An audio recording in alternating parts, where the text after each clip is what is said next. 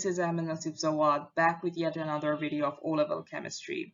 Previously, we learned what a periodic table is and some of the basic patterns and trends in a periodic table. We also learned the properties of halogens and the alkali metals. And in today's class, we are going to learn the properties of transition metals and noble gases.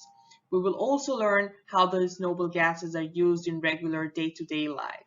So, without any further ado, let us get started. Now, let us begin with the properties of transition metals.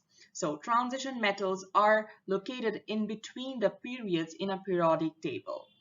And some of the transition metals include silver, gold, mercury, copper, etc. And like all the other metals, they have very high melting points, except for mercury, which is a liquid at room temperature and is used in thermometers. And as metals, they are very malleable and ductile. They are also very good conductors of heat and electricity, of which silver is the best.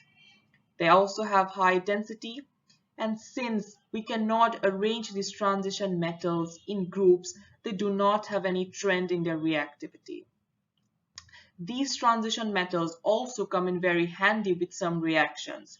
They speed up the reactions and can be used as catalysts.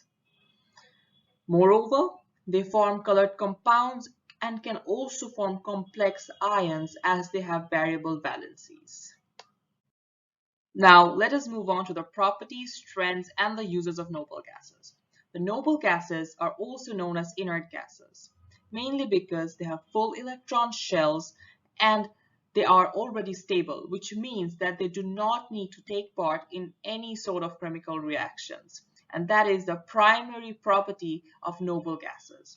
Besides, they do not conduct any sort of electricity and are non-flammable. They do also have a very low melting point. Now let us look at the trends of the noble gases. So in the group of noble gases, as we go down, the density, the melting point, and the boiling point increase, which means the gases which are far below in the group have greater density, melting, and boiling points than the gases which are far higher in the group. Now, let us move on to the most important and the interesting part of today's lesson, the uses of noble gases. So, helium is used in filling balloons and aircrafts. It is mainly because helium is lighter than air, which helps in flying and completely eliminates the possibility of catching fire. Now, moving on to neon. It has the most common use. We see neon in advertising signs because neon is used in advertising signs and it glows red. Now, let us move on to argon. The use of argon is very, very common, and light bulb I'm using right now has argon in it.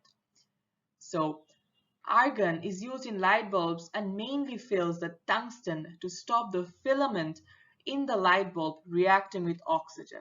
And this brings us to the end of the class and to the end of this chapter. I hope you really liked this video, and if you did, you can like, share, and subscribe. Until next time, take care.